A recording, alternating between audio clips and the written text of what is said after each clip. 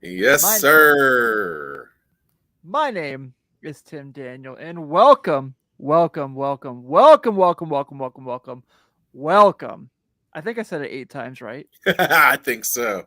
to I match the think eight-game so. win streak of the Cincinnati Reds, and thank you for taking time out of your beautiful Father's Day to hang out with Ben and I on this week's edition of Late Night Reds, brought to you by the Riverfront and Riverfront Cincy. If you got a sick extra $2 or $3 in your budget every month, head over to patreon.com/riverfrontcincy and hang out with us on the daily over there. So I'm pretty stoked about this. Ben, Yeah, buddy. last time we brought you on the show, Matt McLean, news broke. So That was awesome. we know Joey Votto's coming back tomorrow. So I'm hoping that now that you're back, Sydney's going to pop in and tell us that Christian Encarnacion Strand is getting on the bus with them. Let's go. So that's Let's that's what I'm go. hoping for. Um, So this show is going to be a lot of fun, obviously, because man, we got a lot of highlights to talk about this week. Just a great road trip. My goodness, a Mhm. great road trip. You couldn't have asked for more. You No. know, starting in that St. Louis series, taking two of those, and then sweeping the Royals and sweeping the defending world champs. Hashtag Fire Dusty is back on socials. Um, Gosh. I saw Mo put it out, and I was like, I laughed so hard because I was like, I remember Oh my those days. gosh. I do remember those days. Oh man. Yeah, I remember those Jeez. days. Oh man, yes, Scott. Indeed, what a week. I love Absolutely. my guy Joey Gaditza. Um, we're gonna also be sharing some really cool. You guys all sent me some awesome Father's Day, like Father's moments of like father figures, things like that to honor Father's Day. So I'm gonna tell some funny stories of my dad and I going to ball games. Ben, you're welcome to join in on this if you want as well throughout the show. Yeah, But let's absolutely. go ahead and start with our usual segment one, the whoa weekend Yes, review. sir. There was 8 W's there. I counted it as I There was is. typing W on my. I love it. Um, so obviously you sleep the Royals, and Wednesday was so awesome, man. Matt McLean hits the bomb, Spencer Steer, Stuart Fairchild, Jonathan India, all homer. That was really freaking fun. Uh, Tuesday, where you kind of rely on the bullpen to pitch a lot of innings, you come back to win. This was really good. And then Ricky Karcher on Monday, Oh man. literally wild things it. What a wild, dude. I'm thinking back to that game. What a wild ending, dude. Like, watching Yeah. this guy. What was crazy? That was crazy. Oh my god, so funny, so funny. But you expect them to go take care of business in Kansas City. Yep. I'm like, 2 out of 3, that's great, and they sweep them, and you're like, oh, Yep. perfect. Um, I yes, Michael Sparks. I also like it when the Reds go, and they are going, Absolutely. baby. They are They are going. Love going. it. I love the vibes. We were just talking about that before we were started recording, man. When the Reds are good, baseball is enjoyable. Like it's so much fun. It's so much fun to watch Reds baseball when they're good. I need to find a way to have like the pop up from Ricky Karcher's post game when Jim Day just like looks at the camera and just goes like, He did. We're I live, need to. buddy. We're live. And he's like, holy shit. He did. I hope Chad doesn't get mad at me for saying that, but it's either here or there. Dude, It's quite Friday. Andrew Abbott, yeah, real deal Holyfield. I mean, absolutely. another incredible outing. This dude just like does not believe in earned runs. He's like, "What? You guys give up runs? I don't Yeah, I don't know what that means." yeah. Which Um, it's cool, like because you go out and his first outing, you're like, oh, okay, he had a good game, but now it's starting to become consistent. You're like, ooh, this guy's a dog. Like he's out here yeah. like dealing, like yeah, like it. Now that part was fun for me because it's like it's seeing him have that mentality, and it's almost like all the guys are starting to pick up on that mentality of we believe in this, like this is where we're at, and it's and Abbott definitely goes on the mound not expecting to lose. Yeah. Yeah, he does. Because, I mean, who was it? Someone at MLB Network was like, I feel like the Reds have a young Tom Glavine. And it was Ooh, like, I Ooh. love that comparison. Yeah. Yeah. And then, so it's a really Tyler Stevenson hits that home run. They scored an add-on run, and Alexis Diaz, you could tell, was just gassed. Yep. Yeah. But got through it, and he did give up a run in that inning, but got to chill on Saturday. I want to talk about Saturday for a little bit because there were certainly times where we obviously talk about the maturation of Hunter Green and just like see get more and more comfortable pitching. So Saturday, and we're gonna get to Will Benson because this game was unbelievable. Yeah. Yeah. So Saturday, Hunter doesn't necessarily have his best stuff, and there were quite a few innings there where, like, in the past, you would see this game get away from him, and he'd be pulled third or fourth inning. But there's definitely something to this having Kirk Casale catch him. I definitely believe that there's something to the camaraderie those two are building as a combo. But man, so like he has a couple walks there, and I think the third, and gives up the sacrifice fly. It's a pretty deep sac fly. And you're like, oh man, this is like, oh, okay. He's been on a good run. He was due to have a game where he was kind of not himself. He wasn't striking anybody out. But dude just battled 6 innings. And he's a guy who like relies on strikeouts. Like he's a guy who's like, I got to strike people out to beat people. And Cowboy made this really great comment on talking with Tommy during the game yesterday that just really kind of stuck with me. Because Tommy's like, don't you find it concerning he doesn't have any strikeouts? And Cowboy's like, at this point, he's getting outs. He's like, but believe me, when Hunter Green needs his strikeouts, he's going to get his strikeouts. So you're starting to see a lot more of like, okay, my defense has played really well the past few weeks, except for the outfield. Well, that's a different story. Yeah. But he's like, little shaky. Yeah, I keep the ball in the stadium. I give the offense a chance. And I thought, he only had 3 strikeouts. He had a couple walks, but he was, to not have your best stuff and still find a way to beat that team is very impressive. Yeah, and I think you brought up a good point. It's the maturity, right? So like you go through and you've watched the progression of Hunter Green, and you've watched him pitch, and you've watched him struggle, and you've watched that kind of struggle make him implode. And we've seen that. And of course, the naysayers, last year were like, oh, well, he doesn't have it. Oh, he's got his fastballs, blah, blah, blah, blah, and this, that, and the other.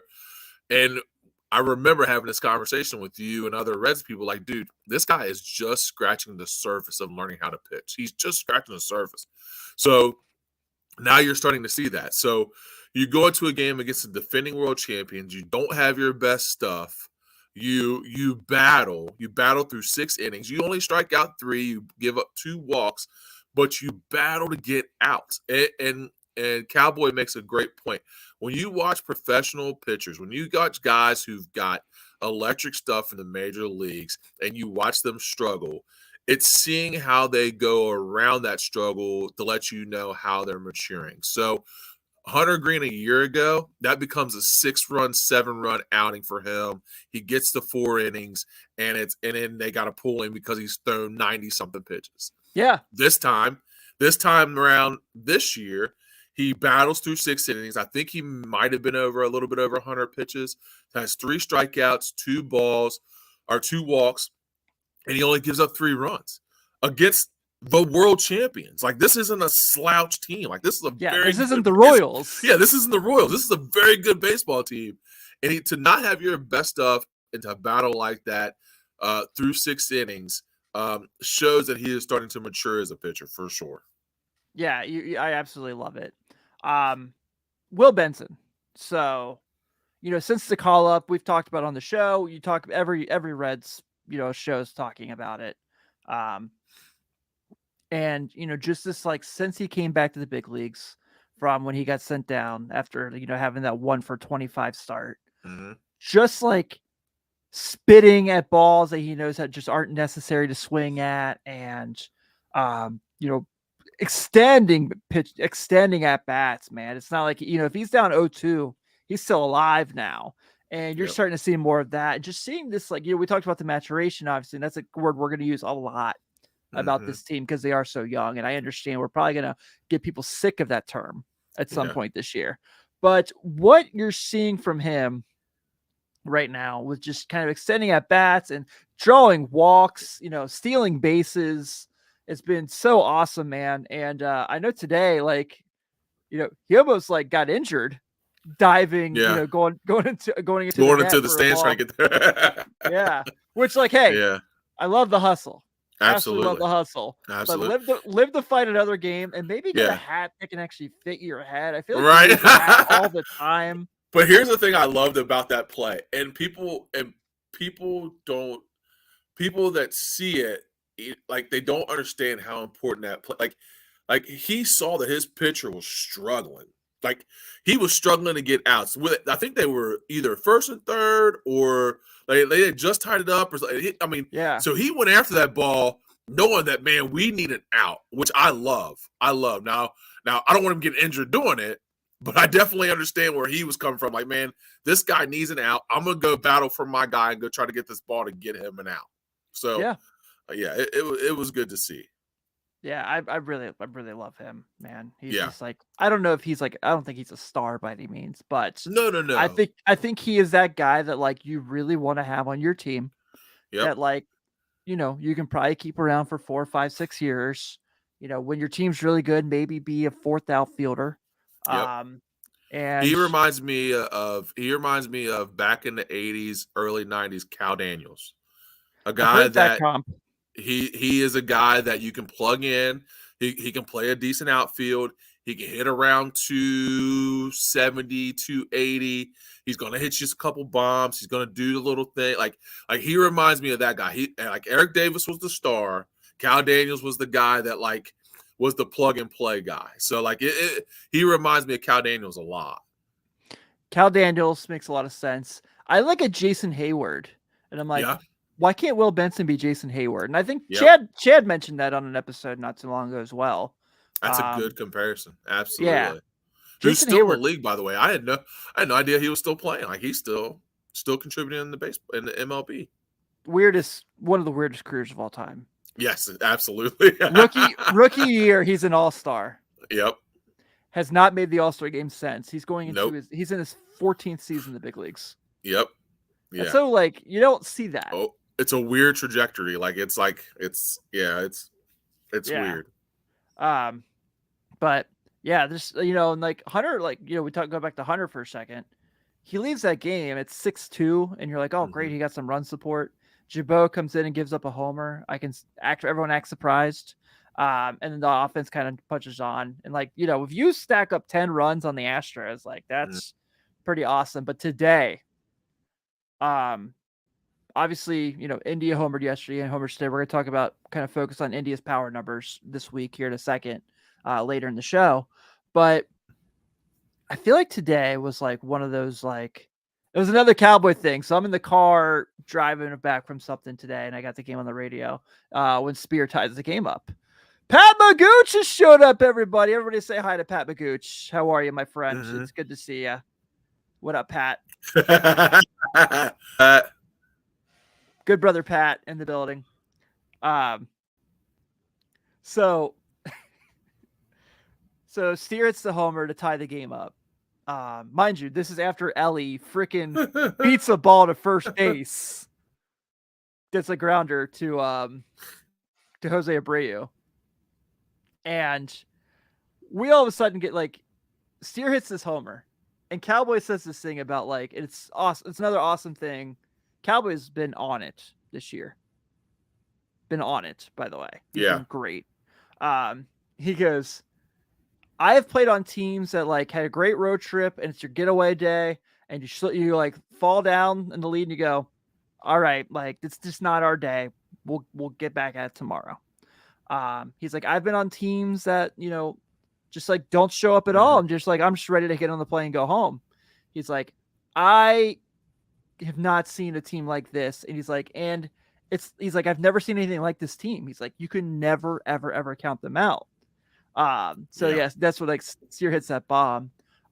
But I think the thing I want to kind of focus on here is, I know Ellie did not have his best week at the plate, Mm-hmm. but his ability to just create runs and Mm-hmm. just in different ways is so fascinating, right? Because like we know everything we've read about him, everything we've seen about him, we know like this dude is as talented gets. He's unbelievable. He's so talented, and it's like he's the guy we've been waiting on, and he's lived up to the hype. They're 9-2 since Ellie De La Cruz is getting called up to the big leagues. Yep. Um, Unbelievable. But just this like ability to create runs. So today, in this game alone, the play we just talked about, he hits a sharp ground ball to Jose Abreu and slides in the first so fast, Yep. slides in the first base. Steer hits a homer, ties the game up. Mm-hmm. And then in the 10th, if he doesn't like attempt to steal on that Fraley ground ball, that's a double play. Absolutely. So, there's that. And of course, he has the go ahead run on the single, which was like, didn't you just kind of feel like when he came to bat there, like he was going to do something? It just kind of felt like it was like the way the team's been playing, he was due for a big moment. You just felt like you're like, Ellie's getting it. Ellie's take it, got to do something big here. Yeah, you absolutely felt it. And I like the fact that this guy plays hard. Yes. Like he could come up here and just coast on his ability, but he doesn't. Like, no. I mean, when was the last time you seen a guy beat out a chopper to first and slide into first base just so he could be on base? Like, superstars usually don't do that. Guys that have been touted as the next great thing usually don't give up their body like that on a chopper to first. Usually they hit the chopper, they know it's the chopper, so then they just kind of jog it out. Now, granted, Abreu made a great play. He did. I mean, he made a great stop, but usually most guys see that. They're like, oh, he made a stop. He's going to beat me to the bag. It's an out.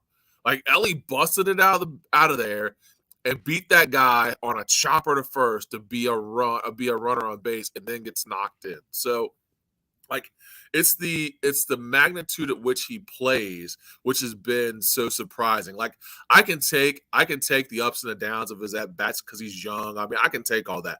But dude, like, you can't teach that kind of heart and aggression and just wanting to be on the base to win for your team. Like, that stuff right there, that's an attitude, and it shifts the attitude of your franchise. Like it's great to see that a guy that young going to get to the chopper. I saw that. But to see that guy that young have that kind of like attitude and want to get on base, and that's cool to see. No matter how good or bad he's hitting. Yeah, and I think like if you've looked at history for him, this is kind of these slumps have happened everywhere when he first gets to a new level. He struggled at AA when he first got there, his first like 40, 50 plate appearances. He struggled at AAA, his first 40, 50 plate appearances. We all heard about that this year. Yep. And like, Pat mentioned, he's still cranking the ball. Like, he's still hitting it very hard. Yeah. And, obviously we know he's drawing walks and he's stealing bases, and he's just like, man, it's so fun. He's electric, dude. He's electric. I think you can say the same thing too for McLean's the same way. Obviously it's just, we know the special young talent is the theme of this team, and we're going to talk about it, hopefully for the next 15 years. Yeah. If everything goes correctly. But those two just kind of like, it felt like they just changed the attitude. It was like, they were like, hey, we're not just happy to be here. Like, we're here to win. We're here to win. Yep. And it's so fun to watch.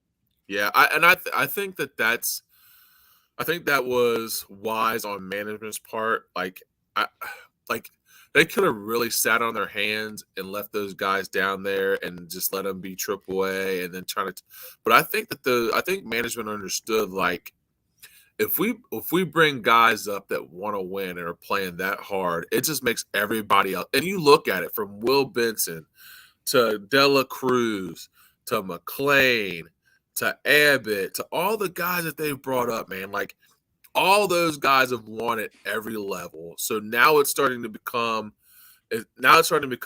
where winning is starting to become the norm. And these guys are competing and they're doing Charlie Hustle. So I think their attitude has started to breed that winning kind of lifestyle, which is really cool to see. Yeah, I completely agree. What a week, man. And they're a half game out of first place, like crazy. Thanks for nothing, Pirates. You shithole town and your terrible baseball team. Cup of coffee. You had a cup of coffee up there. Now you can head on back down to where you're normally at. Yeah. Henry Davis got called up. Pretty excited to see how he plays for them. Oh, yeah. Yeah. Louisville guy. Unfortunately, just plays for the bane of my existence of baseball teams. Oh, yeah. Hell yeah, Michael Sparks is on it. On it. Yes. Absolutely, Michael Sparks. Robert, every week I say that. Every week I'm all about the Cuban Missile coming back to Cincinnati. Man. So it's picking up traction. I was going to say, Tim, so here's my thing. So we have Diaz, who's been, I mean, if he should be an all-star. Let's put it like that guy should be an all-star. Yeah. If you make a move to bring in Chapman, is Chapman your setup guy? Yep. Or absolutely, and then you leave Diaz as your closer? Absolutely, dude. That I mean, if you can bring Chapman in the 8th and Diaz in the 9th, like my gosh. I thought it was funny though when he was asked about this. His comment was not like, "Oh, we'll see." Like, it was like when they were like, "Do you have interest in playing for the Reds again?" He was like, "Yeah, I would love to play for my first team again." Yeah, I thought that was cool. Well, I think there's something. I think there's something about one. There's something about this Reds team that is attractive to a lot of people. Yes. And two, I think that I don't think he's ever felt the way he's felt was when he played for the Reds. Like, we adored that dude. We loved Aroldis Chapman. Now he went to New York, did some, had success in Kansas City now, but like the Cincinnati Reds as a franchise and as a city, we loved Aroldis Chapman. Like, absolutely. And I don't think he's had that since. And for him to want to come back here and pitch, like, I would not be shocked if that happened. Because I think he wants to make that move. Now, granted, Kansas City is awful. But also, too, I think he wants to make that move as far as a career move for sure. Do you think Colin Cowgill will give up 54, the first base coach? Do you think he'll give it back to him? Oh, yeah. Yeah. Yeah, absolutely. Yeah. I don't think that, yeah. I mean, as a first base coach, you can be any number. Like it, you know what I mean? And I'm sure, I'm sure Aroldis Chapman's got a couple hundred K he could push to that guy, or some signed memorabilia or whatever that guy would want. He would take care of him. You know what I mean? He'd take care of him. He'd be all right. Yeah, absolutely. So like I said, it is Father's Day, obviously. So I'm gonna bounce around a little bit with some segments today. I asked you guys this week, for anyone who was willing to participate, to send me some of your favorite stories of like baseball with your dad, stepdad, father figure, whoever. And I got some awesome stories, and I'm going to share a few of them. I don't feel like I'm doing this right as someone who really honors his relationship with his dad in baseball, to not share all of these. So just make it a little lengthy, but I'm going to share a couple. We'll do another segment, share a couple, do another segment. And so I wanted to start with this really cool story from a good friend, Jace Lenford, part of the Riverfront Patreon group. So he sent me this to say, my dad passed away in 99 from cancer when I was 13. As a kid, we had vacations to Cincy, and that was about all we could afford. We go to games at Riverfront Synergy Field. One game, we were in the right field stands. Reggie Sanders, who says should be a Reds Hall of Famer, absolutely. 1,000%. Hits a tank. Next inning, he comes out for defense, and my dad, in his sonic booming voice, yells, "Nice hit, Reggie!" Reggie turns around and throws him his warm-up ball directly to my dad, who caught it and handed it to me. Oh, wow, that's awesome. That's what it's all about, man. Yeah. That's what it's all about. We find good brother John Alski, also a really good friend. My son was born in early 2021. My dad, my son, and myself have made sure the three of us see a game in Cincinnati every year. And he sent me 3 pictures from all 3 trips that they've had so far. So that's cool, man. yeah, really cool. We got some really, really, really cool stories I'm going to share throughout the show. I'm really excited. But Ben, Yes, sir. the king, got in the school bus Yes, he did. from Louisville, and he's bringing it back to Cincinnati. First things first. Did you absolutely love that video that he I did, posted? dude. It was Oh, it was so awesome. funny. I just So love that side funny. of Joey Votto. Like that's just dope to see him do stuff like that. Yeah, it was so funny. And then today he posts that he's on his way back to Cincinnati. Sounds like he's gonna be on the planning to be in the lineup tomorrow. So Joey Votto wraps up his rehab assignment at Louisville. I will say, first things first, shout out to the Bats. I got to cover my first game there on Thursday, and they were great to me. Absolutely great. You know, I'm just a podcaster. They could have just been like, whatever, kid, like go do whatever you want. But they were awesome, gave me everything I needed. Best catering I've ever had working a media moment. And fountain soda in the press box is a game changer. For those who know, you know, we work a lot of basketball. We're very fortunate to work basketball. We never get fountain soda in press boxes. No, we don't.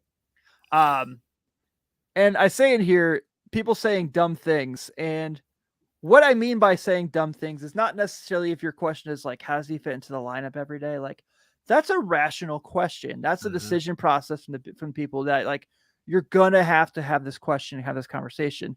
Mr. Watt, it sounds like he could be back tomorrow. Is what they're kind of saying. So to answer the question, Robert, I hope that's not the case. But what Robert's saying is he's saying, I hope Reds fans don't turn on Votto if they were to start losing. And I think that's the conversation that we're having here is I don't think Joey Votto is one who would like, people are like, well, is he going to mess with the good vibes of these young dudes? Like, and Mo talked about this the other day on his show, and it just really struck a nerve with me because it's so accurate. At what point in all these years that we've had Joey Votto, has he ever messed with team chemistry? At what point has he ever stepped in and been like, nope, I'm going to make sure I get mine?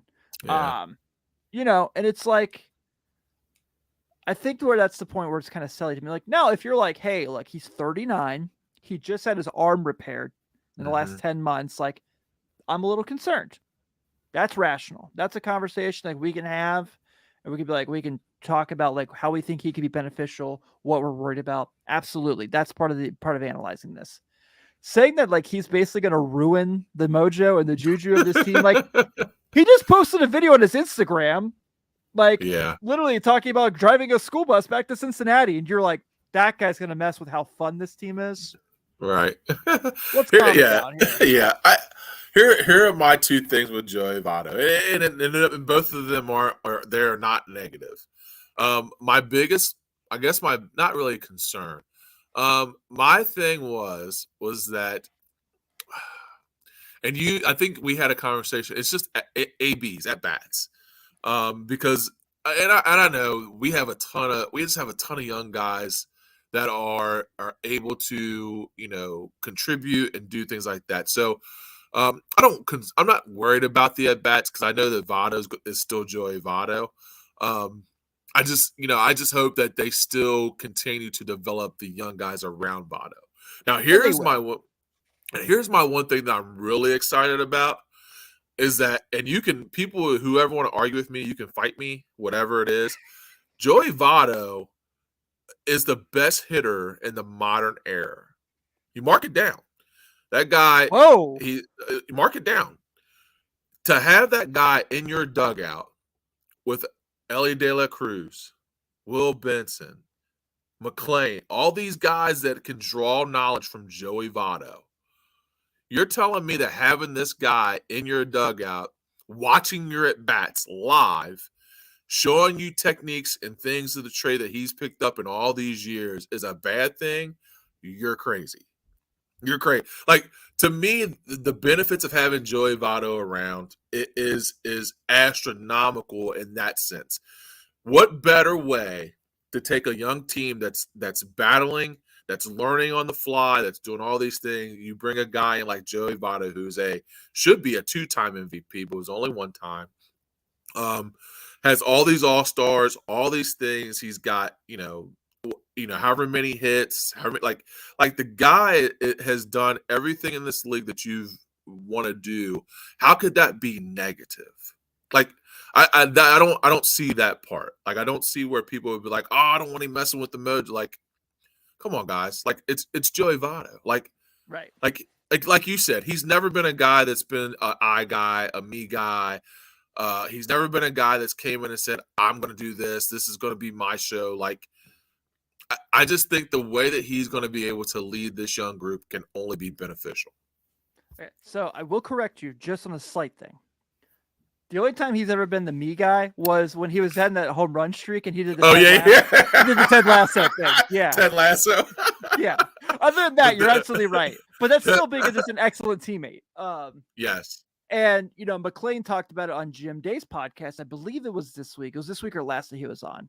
And talking about when he was down in Louisville with Joey and just like how awesome it was to have Joey around. And they did this really funny video where Joey's playing chess with one of the guys on the team and McClain just comes in and just knocks the board over and leaves.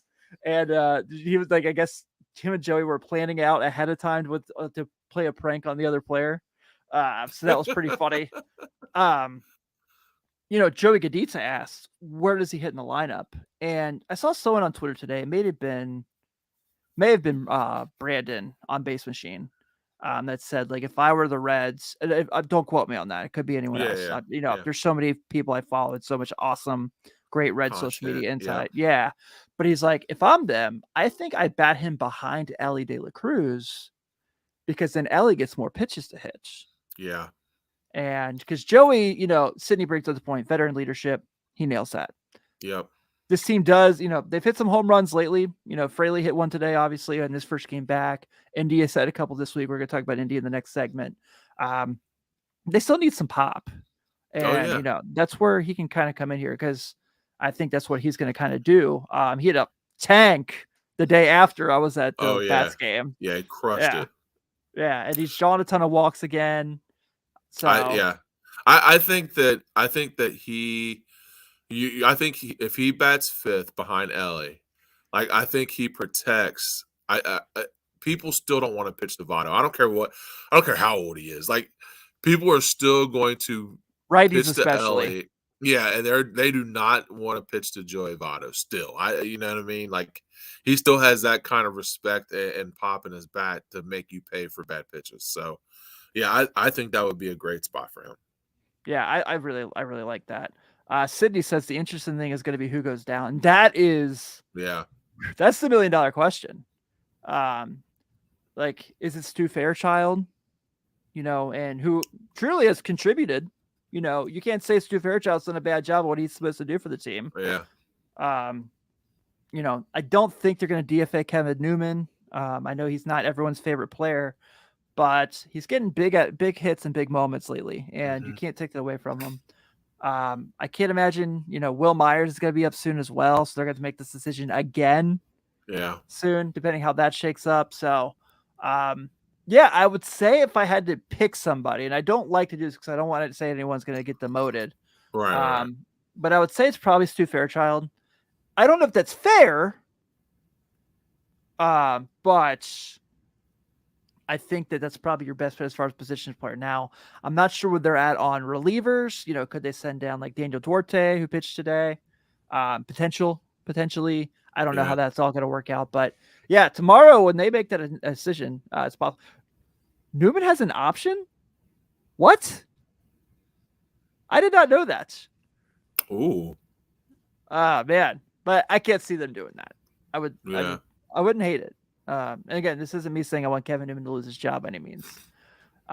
Robert asks, when does Christian Encarnacion come up and where does he fit into the mix? Everywhere. The bats this week were like, we'll just try him to see how he does in left field and right field because, I think that's what we're going to be. Steer, played left field Friday. He's been beautiful. He told David Bell, like, if you need to throw me in the outfield, like, I'll do it for the team. That's interesting. Oh, Bear does bring a good point. If they send Stu down, they lose their last righty outfield bat because they sent Barrero down when Senzel came up. This is going to be interesting. This is going to be interesting. the Casali Melee thing is now fascinating too with this, because like this is like, let's just go say this is a good problem to have. It's a very good problem. I was just thinking the same thing, dude. This is a great problem to have. Yeah. But man, it's gonna be fascinating to see how it all shakes out. But I'm excited to have Joey back. Come back for this Colorado series and get your, be back at home at GABP. Mm-hmm. It's gonna be fun. I think Hopkins got sent down today, Pat, with Fraley. Actually, He did. Yeah. Robert, if CES is on the bus with Joey, then I'm all for it. It sounds like India's okay today from the double play. So that would be, that was like, that was really scary. That was. All right, before we get to India, let's share a couple more of these cool Father's Day stories. This one from Rex Scott is a little lengthy, but it's cool. I had to share it. And he sent me a lot, so I unfortunately did have to cut it off at some point. I tried to get as much in as I could, but he says, my dad died in 2018, and I miss him all the time. He was the biggest baseball fan I've ever known, and I have countless memories about our mutual love to the game. He gave me my first glove, which had Roberto Clemente's signature embossed on it. We were watching together when I was a boy, and Hank Aaron hit his 715th home run, and we were on a family road trip when the news came over the radio that Thurman Munson has died in a plane crash. As a kid, I lost track of how many times he drove us from where we lived in Athens to see the Reds play at Riverfront. He took me and my brother to see Marty, Joe, and some of the players when they came to Athens during the offseason. So that's a really cool one. I really dug that. That is cool. We'll make it two. Yeah, Charlie's is fun too. So back when I was really good. Jeez. Yeah, Charlie Zoller, she sent this in to me.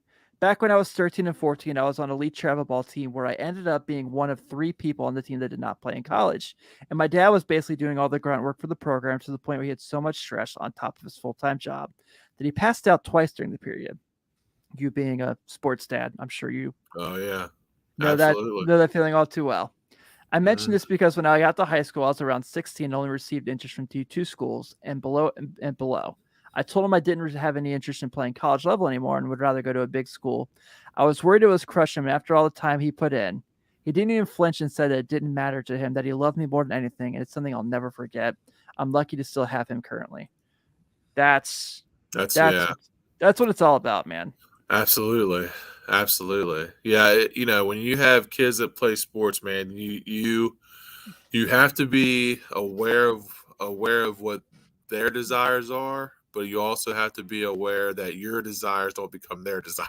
So, I definitely understand that. I have a son that's 16, and a couple years ago he gave up playing baseball, which it was tough because, that was kind of our first thing. That was kind of our first love together, was tossing baseball and doing that. But he decided to play basketball, which was cool. I love watching him play sports, but it's the bonds that you build with that. Like it is it's something that you never ever get back, and it's something that you always cherish. Because I find myself sitting there watching him do stuff, and it's funny because we were going to church today, which is odd enough, and everybody kept saying how much taller he is than me now. So it's like, gosh, I know. Yeah, I'm like, all right, guys, I know he's taller than me now. I get it. All right, I get it. So yeah, but it's cool that people are sharing these memories, because it's you never forget that stuff, man, and it's always good to see those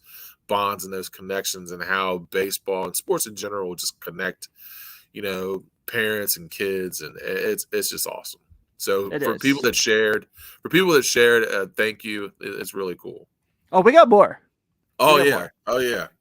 I'm going to share this last one before we go to our next segment. This is a good friend of the show. I think he's actually in the chat tonight. I know I saw his name pop up a couple times if he hasn't left yet. Good friend from up north, Joey Gaditza. This one was super, super close to home for me. I really love this one. Yeah. So Joey says, growing up in Canada was all Jays, and at the time, the Expos. My mom was a nurse and worked a lot of shift work, and my dad played in a band and toured a lot. So I spent a lot of my time with my grandparents, who were both huge Toronto Blue Jays fans. After all my Little League games, they'd take me to Dairy Queen to get the sundae and the mini baseball helmets. Oh, baby, do I love helmet sundaes. Do I love helmet sundaes? Yes. Usually only had a select few to choose from. I remember always wanting the red helmet with the wishbone C, and one day it was there, and my grandpa snatched it up for me. Kickstarted my Reds fandom, and the rest is history. Oh, that's awesome. I'll tell you this. There's nothing like going after a baseball game. And a matter of fact, when I was a kid, my baseball team was Dairy Queen. So like it was a given that after every game, we'd go get a Blizzard or an ice cream in a helmet. Yeah. So that definitely rings a bell for me. Shout out Joey Gaditza for that one. Plays the music for the Riverfront Bengals show, by the way. Oh, cool. So I may have to commission Joey to make some music for here for Late Night Reds at some point for my outro. I still got. Yeah. I'm the only one. I'm the only one in the network that doesn't have an outro. I figured out, and Chad hasn't yelled at me yet, so I'm yelling at myself before he can get to me. So yeah, we'll get to that. Let's talk about the captain, Mr. India. El Capitan. Man, you talk about a dude setting the tone. Talk about a team player. Talk about a guy who was like hitting leadoff his whole career, and all of a sudden was like, okay, I'll be the third hitter. Yeah. Like, he's been the man. It took him a little while to get comfy in the 3 spot. You know, it felt like he was doing a little too much there for a bit, but man, these past 2 series, 3 homers and 7 old steaks, 7 ribeyes in the Kansas City Houston series. You know, this is the guy who, like I said all year, and we've talked about it. This is the guy who put the team on his back. This is the guy who dubbed them America's team. Heck yeah, he did. Everyone's really mad about, which is really goofy to me. Like, it's just fun. All right, dudes, like, have some fun. And they're having a blast. They are. You know, had a pretty rough throw today. that was a defensive play that you see in Bad News Bears. But other than that, you know, to see him kind of finding some pop again has been really, really fun. To see him playing well and how fun he is. Like, he plays like his hair's on fire, and he's got great lettuce. So if that's on fire, you know, we got worries. But I love Jonathan India. All this talk a few weeks ago about like, well, you don't have a position for him, so maybe you should trade him. Oh, dude, I was fired up. I was like, no, you don't trade that guy. No, not at all. Yeah. He's the table setter, dude. No. Absolutely. You can't trade that guy. And so thank God they did not listen to that. And Jonathan India is still on the big league roster, and he's still really awesome. Yes, he is, dude. He's and to his credit, man, like he's a guy to me that, and like you said, he's the captain. Like, that guy sets the tone. You know, the Viking hat, the cape, like he set the tone for all that stuff. America's team, like he saw all this young talent popping in, and he's like, dude, this is where it's at. And he set the tone. Like, even last year, he set the tone. Like that guy wants to be here. He wants to be a Red. He wants to be a leader, and he is all of those things. So shout out to Jonathan India, dude. Like it's hard. People don't understand how hard it is going from batting first to batting third, because it is super difficult to change your approach at the plate and the style that you play at, that you've been used to doing for the last however many years he's been the leadoff guy, to go into third where you're, you know, asked to provide a little pop. You're bad. Like you had to change your whole mentality at the plate. So this guy is a player, and he is fun to watch. I mean, he, like you saw today in that double play, dude, he stood right in the line of fire and completed that throw. And like it scared me to death, because I was like, oh, great. He freaking broke his ankle. This is going to suck. Like, you know, I was really upset, but you know, shout out to him, dude. He's been playing incredible. And the young guys, you can see the young guys have followed his energy. They've brought energy, and they followed his energy. So it's been good. And he's playing really well. Yeah, I love Jonathan India, man. He's been a blast, and you know, to see him healthy has been tremendous. He does, like, you know, he gets a little roughed up quite a bit. You know, he does. But you kind of like it, you know, kind of dude. You kind of want to go, like, you go to war for it. He's like, I'm gonna tough it out. Like today, he gets the post game interview with Jim Day, and he's like, I'm good. I'll be in the lineup tomorrow. I guarantee it.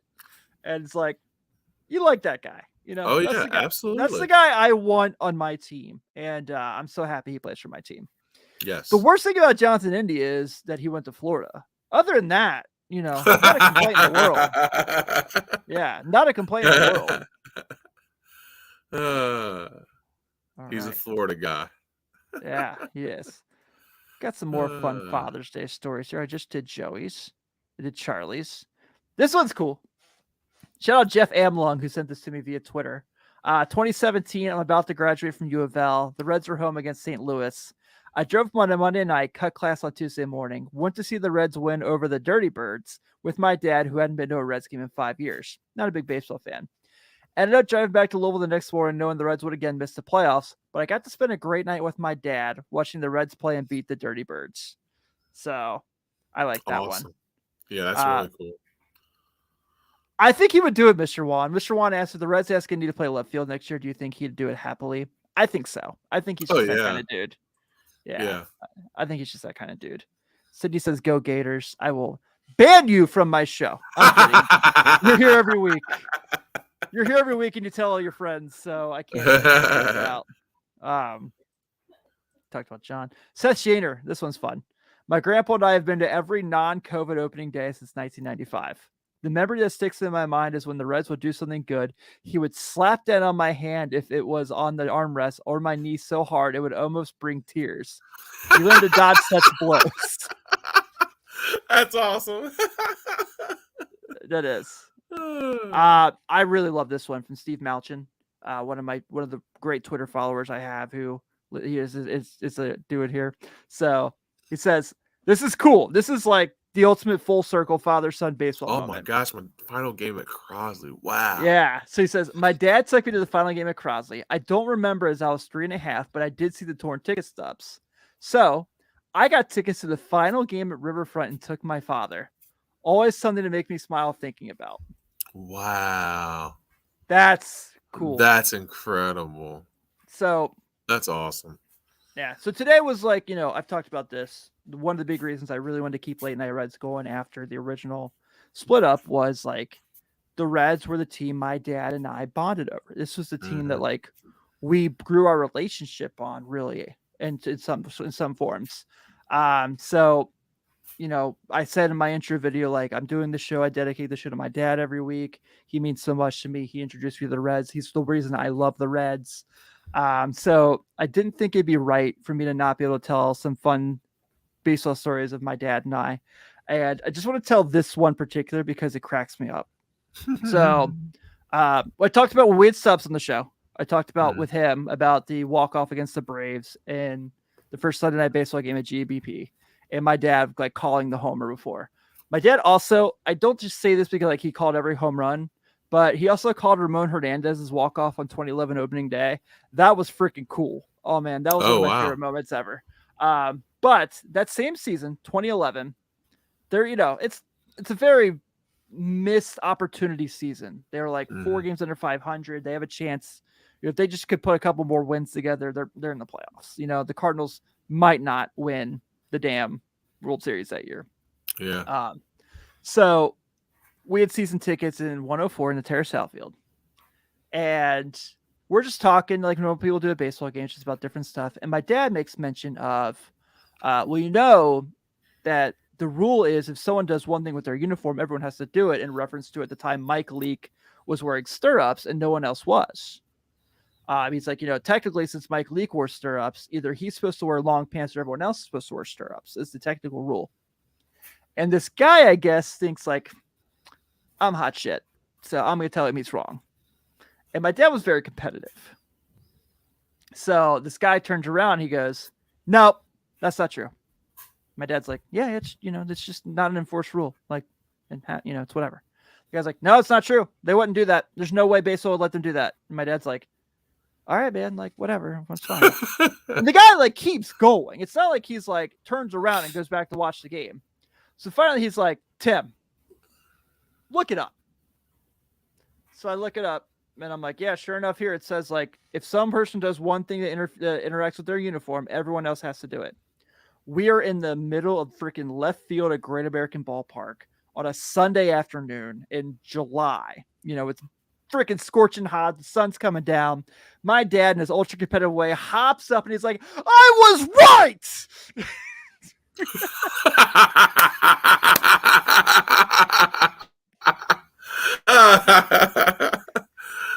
That's awesome. Yeah. Mr. Juan just put a really cool one in here. He said, lost my dad to COVID in 2021. He drove my 5 runs in middle school night to a Reds game and the Louisville Bat Museum. Spent entire day of baseball. So thankful for a great dad. I Awesome. love the Louisville Bat Museum. I absolutely love it. I haven't been in a while, but I talk about it all the time. One of my favorite things to do. I was going to say it's been a long time. I might have went, dude. It's been a while. Yeah, it's been a while. Yeah. But it is really cool. You have any cool dad baseball stories? I'll say this. My favorite baseball stories always involve my dad. And it's not Reds games, but it was like my games. So I can always remember my dad never wanted to coach me in baseball, but like when the coach couldn't be there, like he'd always want to step in and be like the coach or like, I'll take the boys for the day and blah blah blah. You're like, all right, so I'll never forget. So we're in a baseball game. I might have been like 11 or 12 or something like that, and we're playing, and it's one of the games my dad is subbing, and we're playing, it's a back and forth game. It's 11 you kids, like it is what it is. So we're playing, and my dad's the first base coach, and he's filling in, and he's giving all this stuff, and he's telling me different stuff, and the third base coach guy's telling me stuff, and I'll never forget. The third base coach tells me something, and my dad looked at me. He goes, "Don't you listen to him? You're my son.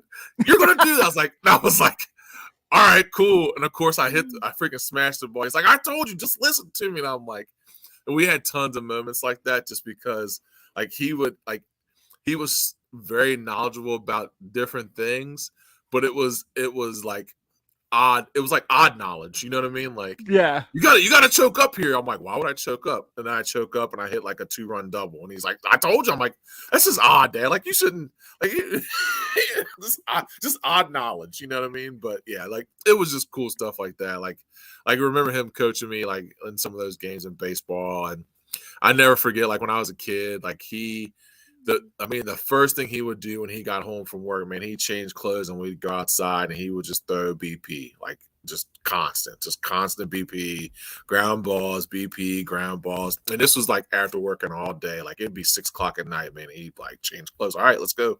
Got to hit BP. And he'd come out and throw BP and ground balls. I mean, we would do that until it was time to eat dinner. But yeah, man, baseball's always been a connective point for us. So it's really cool. Yeah. I got to ask you this real quick before we move into previewing the games coming up this week. Yes, sir. So obviously, for those who don't know, Ben and I have known each other for years. Like Ben was the officiant in my wedding, to put in context how long we've known each other. Yeah. So Ben played high school sports and like growing up with former Seattle Seahawks running back, National Football League MVP, Shaun Alexander. Mm-hmm. Was Shaun like a power hitter in baseball? Was he like fast? No, he was fast. Okay. Yeah, he was fast. So he was the kid. Like, I mean, of course, he had some pop. I mean, he could definitely hit one out. But he was like Ella Cruz, hit a chopper, run it out, find a gap, run it out, steal second, steal third, and if you drop a ball, steal home. Like he was that kid. So yeah, he was definitely a hit. He was more of a hit for average. His brother was a hit for average too. Actually, Duran was a really good hitter. So yeah, but yeah, but he had some pop when he needed it. But yeah, he was more like, let's get on base and steal all these bases. Makes sense. Yeah. I don't say this because it's from the same high school, but like Shaun Alexander's high school football reel, like his high school highlight tape is like the most ridiculous thing I've ever seen. It's like John Wall's basketball highlight reel or Bryce Harper's baseball highlight reel. It's that insane. Yeah, it's incredible. Yeah. So let's talk about the week coming up. And I'm going to mention something here in a bit as well after this. So there was a lot of wondering what was going to happen with tomorrow's game. Brandon Williamson is in fact going to make his scheduled start. There was some wondering if he wasn't. They said they announced that after the game against Austin Gomber, who has every number in single digits, except for 1 and 3 in there at 4 and 6 with a 7.29 ERA. This is the Rockies we're talking about here. Very Tuesday, you've got Ben Lively, 4 and 4 with a 407, going against Kyle Freeland, 4 and 8 with a 488.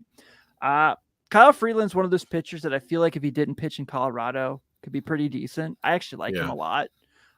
Potential Reds candidate for a trade is a guy was on Charlie Goldsmith's list as a potential guy.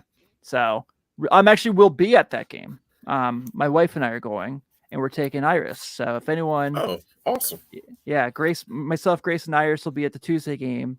So if anyone's going to be there, send me a message to say, hey, I'd love to talk with you. Wednesday, you've got the unbelievable Andrew Abbott at 3-0 with no ERA yet, going against to be announced. The Rockies have not. Doesn't matter. You're the Rockies. Like very true. Yeah. Though all their hitting prospects I love. Zach Veen is that dude. So when Zach Veen's up, but it's pitching for Colorado is a very frightening thing. Yes, it is. Yeah. So they got the day off Thursday, and the next weekend is gonna be fascinating. Fascinating. So the Braves coming to town. Hunter Green on Friday against Bryce Elder. This is already the third time in Hunter Green's career he's faced the Braves. Big league debut was against the Braves, and then he faced them earlier this year. So thought that was kind of interesting. Yeah. So that's going to be happening against Bryce Elder, who is really, really good. Yes, he is. Saturday, you got Luke Weaver against Charlie Morton. Charlie Morton, who I think has pitched in the majors since he's been in forever. Yeah, I think he was throwing I think he was pitching to Ken Griffey Jr. in his first 2 years with the Reds. Yeah, so it certainly feels like it. But it's had a really good year. So 5 and 6 with a 3.6. And then Sunday, Brandon Williamson should be back against Spencer Strider, who is a dude. Yeah, he's been a stud. Yeah, he's a dude. So it's gonna be interesting. I'm really excited for this week. Obviously the Braves, and then right after the Braves, you go to Baltimore for 3 against the Orioles, who are like the AL version of the Reds, where it's like all their young talent is coming up at once. And so they were fun. They were the Peacock game today against the Cubs. So I watched a little bit of that. But yeah, this Braves series is going to be fun. I'll also be at Saturday's game. So hopefully Luke Weaver does what he does today. And if, just keeps them within blast range, because if you keep the Reds within blast range, you have a chance. So that's the big thing. Pat, I don't think Tim Hudson still plays for the Braves. He might still get paid by them. Not for certain there. But no, he's shockingly not in the big leagues anymore. Nor, but Jason Hayward still in the big leagues. Still there. Somehow. Still strong. Yeah, somehow. But yeah, so hey guys, look, we've hit just about an hour. This was really fun. Again, thank you everyone for sharing all these awesome stories and memories and stuff. I'm really happy to kind of do stuff like this all the time, every so often. Just kind of break up the monotony of just talking about the same stuff. But what a week. It's going to be a lot of fun. Yeah, if you're going to be at the ballpark Tuesday or Saturday this week, hit me up. I would absolutely love to see you, love to talk with you, and say hello. So, Ben? Absolutely. Thank you so much for coming and hanging out again. Oh, man, this is awesome. Yeah. My pleasure. It's a little different here. The Reds are good, dude. The Reds are good. Yeah, they are, man. It's absolutely a blast to talk about the Reds every week. I'm going to see if Chad and Nate will let me do more shows a week, because it's just the best time to be talking about the big league club. So yeah, absolutely love it. Awesome. Thank you all so much. Like I said, if you're watching this on YouTube and you haven't subscribed, take a couple seconds. It's going to help us out so much. Whatever podcast app you're listening to us on, just give us that nice solid 5-star review. Check out the Boys on the Riverfront every Friday morning for you all to have on your commute to work. Check out the Riverfront Bengals show with Joe Farfsing and Greg Neiman. Really, really good dudes there as well. On behalf of Ben, this is Tim Daniel. Take it easy, everyone. We'll see you soon. Thank you, guys.